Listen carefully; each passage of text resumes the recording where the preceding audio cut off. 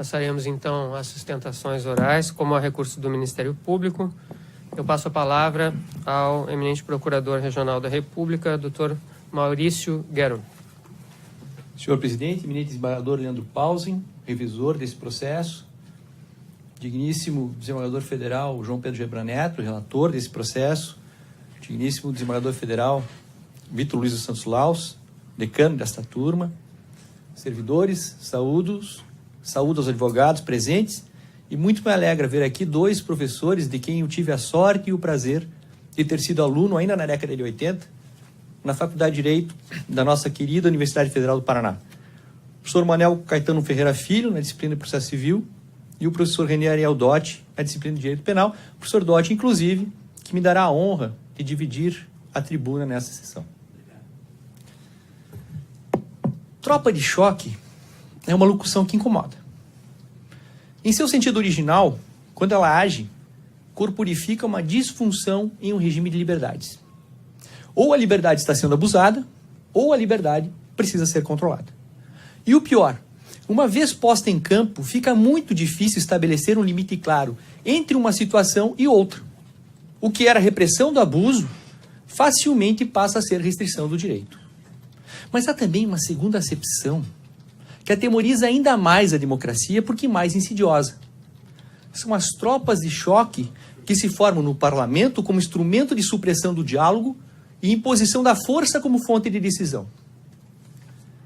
Por um cacoete de uma vida que já se acostumou às baixezas e vilanias que povoam o nosso caquético mundo político, patrocinou-se um movimento que procurou contaminar o processo judicial com essa falta de maturidade democrática.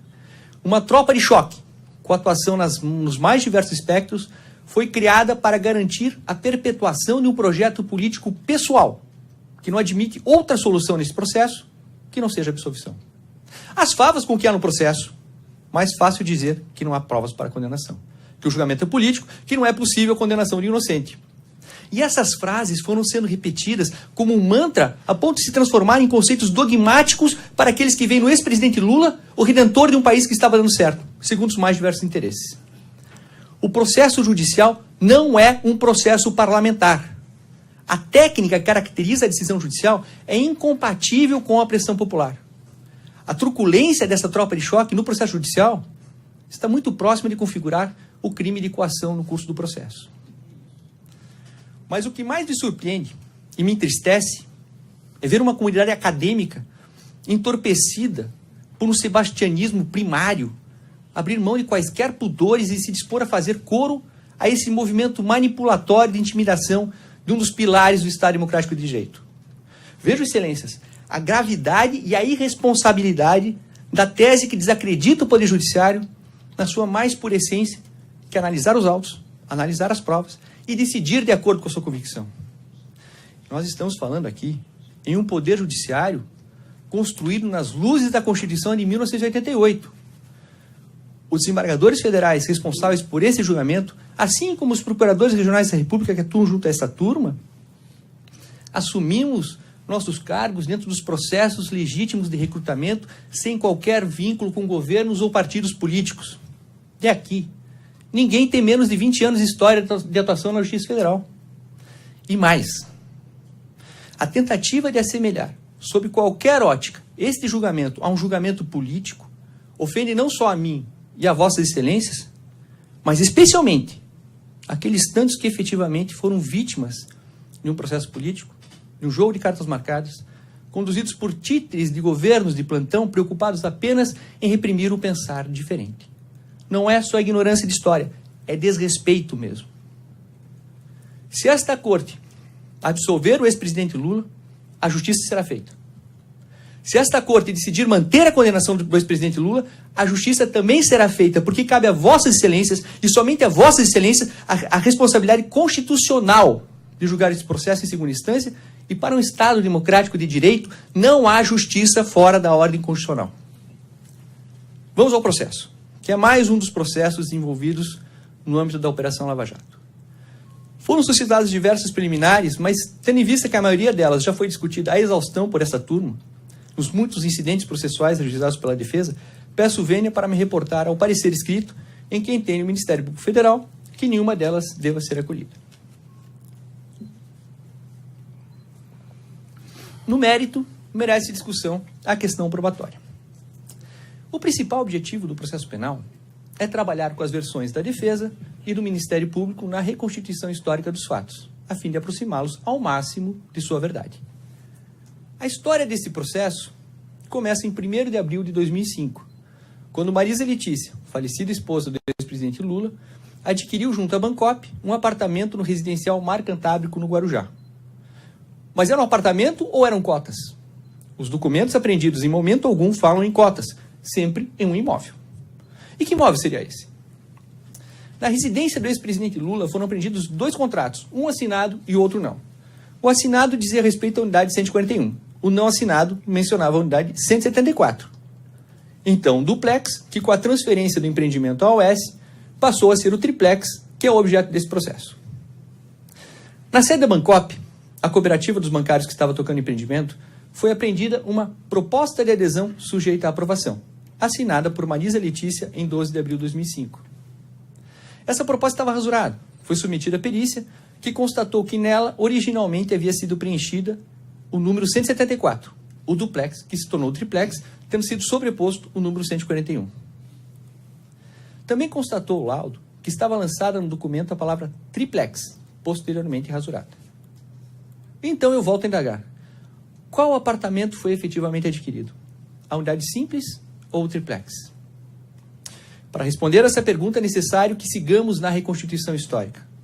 E agora eu proponho a Vossas Excelências que façamos um corte temporal e viajamos ao ano de 2014, o ano que estourou a Operação Lava Jato.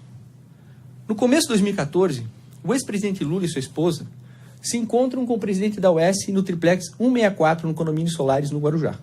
Mas agora o sucesso mesmo é... O que eu vou fazer amanhã? Vou fazer uso da minha folga com a minha amplitude financeira. Que figura, bom demais, hein, Glória Vanik? Vem você falar da minha folga, você vai ver.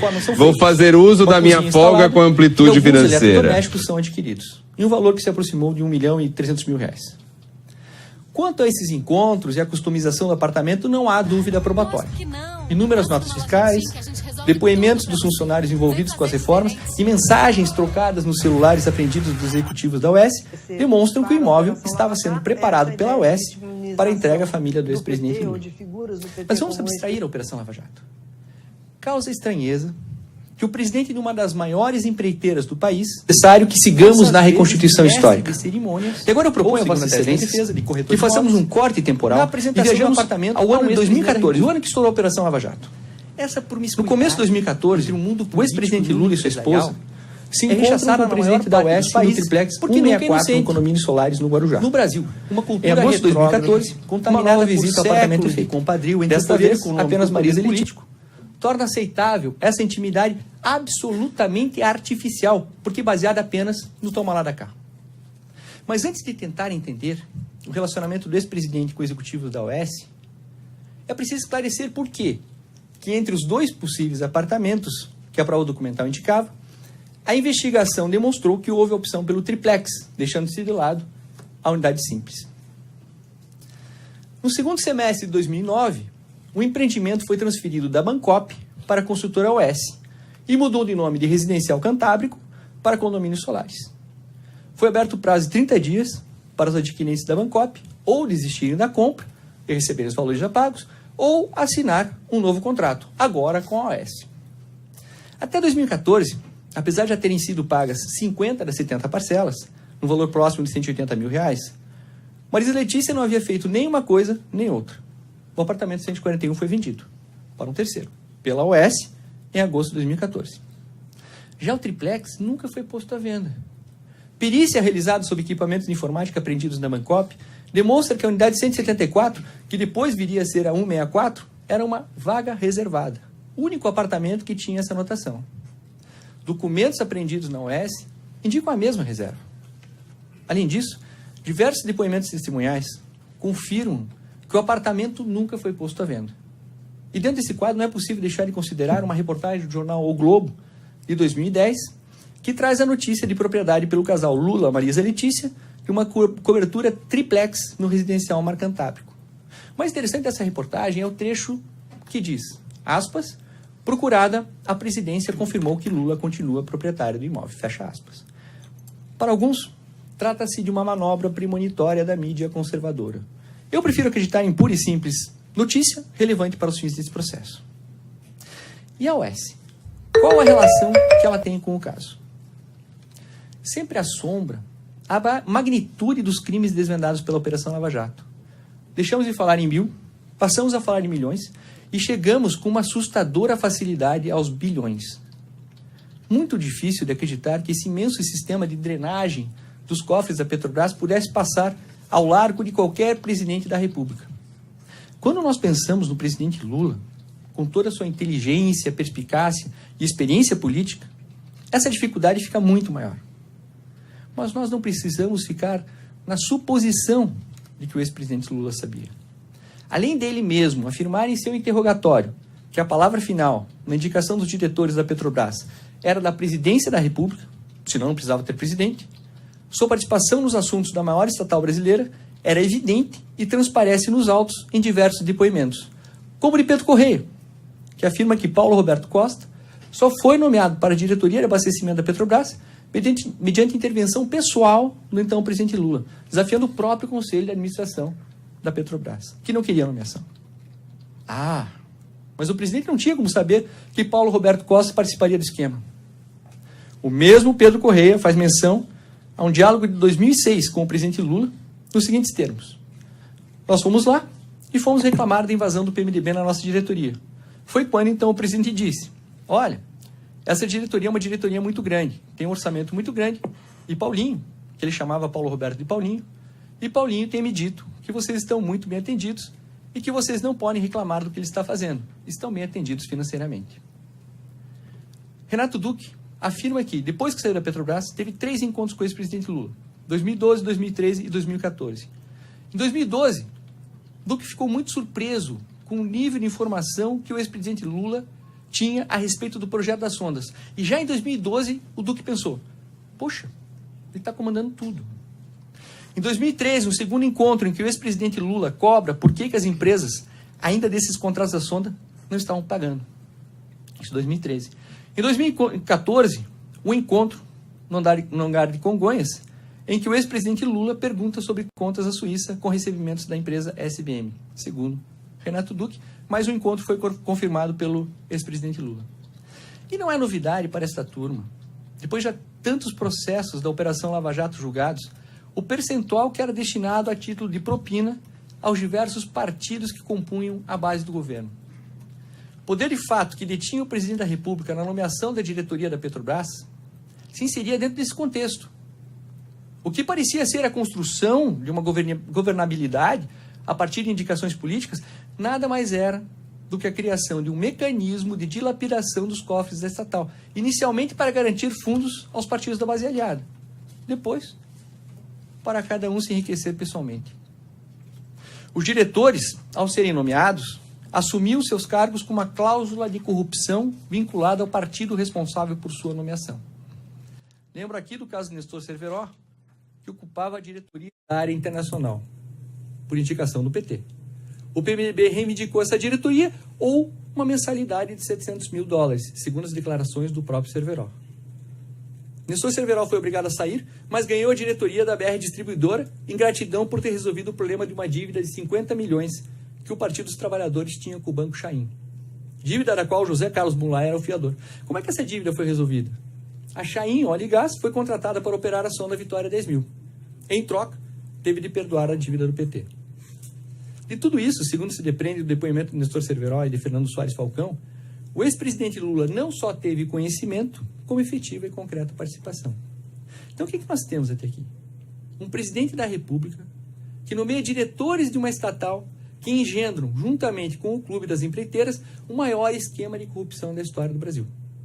Na parte das empreiteiras, um dos protagonistas é o então presidente da UES, que pessoalmente vai apresentar o triplex ao ex-presidente da República e sua família, comprometendo-se a entregar imóvel, já com cozinha e eletrodomésticos, além das diversas reformas solicitadas. E a defesa não conseguiu apresentar qualquer elemento consistente que afastasse esse conjunto probatório. Teses diversivas, insistências preliminares, versões contraditórias e nada mais. Na obra clássica de Mittermeier, Tratada à Prova em Matéria Criminal, o mestre bávaro ensina que Se, depois das mais conscienciosas investigações, se vê surgirem tantas razões afirmativas, razões tão fortes e originadas da experiência cotidiana dos acontecimentos e dos atos humanos, se além disto, tudo se fez para poder si mesmo acreditar na possibilidade contrária, não há negá-lo. A impressão produzida em nós, por todas essas razões, é com segurança a certeza. Lamentavelmente, Lula se corrompeu. Embora a defesa insista no ato de ofício para a configuração do crime de corrupção, vale lembrar que esta questão já foi superada pelo Supremo Tribunal Federal no julgamento do Mensalão. Recentemente, o ministro Gugel de Faria, da STJ, no RHC 48400, decidiu no mesmo sentido. O crime de corrupção passiva é formal e prescinde da efetiva prática do ato de ofício, sendo incabível a alegação de que o ato do funcionário deveria ser individualizado e indubitavelmente ligado à vantagem recebida, uma vez que a mercancia da função pública se dá de modo difuso, através de uma pluralidade de atos de difícil individualização. Mas há mais prova nos autos. E essa prova vem através de um dos principais personagens da história que esse processo procurou reconstituir, José Aldemário Pinheiro, o Léo Pinheiro. Léo Pinheiro esclarece que a OAS só assumiu o empreendimento no Guarujá porque João Vacari Neto fez um pedido pessoal em razão do imóvel do ex-presidente. E por isso, Léo Pinheiro foi orientado por Paulo Camoto e João Vacari Neto a manter reservado o triplex. O apartamento 141, esse podia ser negociado, como efetivamente foi. Há uma frase muito clara no interrogatório de Léo Pinheiro. O apartamento era do presidente Lula desde o dia que me passaram para estudar os empreendimentos da Bancop. Já foi me dito que era do presidente Lula e de sua família, que eu não comercializasse e tratasse aquilo como uma coisa de propriedade do presidente. E o apartamento só ficou o nome da UES porque foi essa a orientação que ele recebeu. De tudo isso, o ex-presidente Lula tinha ciência e controle. Nas palavras de Léo Pinheiro, os custos que a OAS teve com o triplex só foram abatidos da conta corrente, da corrupção que mantinha com o Vacari, após o ok do ex-presidente Lula, que, aliás, recomendou explicitamente a destruição de qualquer documento relativo a esse encontro de contas. Bom, mas o Léo Pinheiro é corréu no processo? Sim, de fato ele é corréu. Mas o nosso direito, como aliás o direito das principais nações do mundo, não impõe quaisquer restrições à chamada de corréu, desde que esteja em harmonia com o restante do conjunto probatório. Como nós vimos, a prova já era suficientemente robusta a permitir que se concluísse pela prática da corrupção. As declarações de Léo Pinheiro apenas vieram trazer os detalhes, as minúcias, e somente os envolvidos na prática criminosa, somente quem viveu os fatos, poderiam fornecer. Doutor Maurício? Sim. Vossa Excelência tem mais 2 minutos. Perfeito, Excelência. Não é porque se trata de um ex-presidente da República que nós só vamos aceitar como prova a escritura assinada ou o recibo da corrupção como firma reconhecida em cartório. O processo penal é um jogo de prova e contraprova. A prova tem que ser apresentada pela acusação, mas uma vez apresentada, é ônus da defesa desconstituí-la com uma outra prova que retire a credibilidade da primeira. E isso não é feito com base em ilações a respeito dos motivos que levaram a determinado depoimento. Assim, suficientemente provados os fatos criminosos que levaram à condenação. É essa a conclusão a que se chega com uma análise técnica e isenta da prova dos autos, e não com uma visão que se faz míope pela veneração à figura política que foi o ex-presidente Luiz Inácio Lula da Silva. Encerro minha sustentação oral, Excelências, pedindo licença para citar um pequeno trecho da monumental obra de Dostoiévski, Crime e Castigo, em que Raskolnikov, premido pela consciência por ter assassinado Ivanovna e Elizaveta, e se mirando Napoleão, desenvolve o seguinte pensamento. Não. Aqueles homens não foram feitos assim. O verdadeiro soberano, a quem tudo é permitido, esmaga Toulon, faz uma carnificina em Paris, esquece um exército no Egito, sacrifica 500 mil de homens na campanha da Rússia e se safa com Calembour e Vilna. E ao morrer, é transformado em ídolo. Logo, tudo lhe é permitido. Não. Pelo visto, esses homens não são de carne, são de bronze. Em uma república, Excelências, todos os homens são de carne. No mais, reitero os termos do parecer escrito.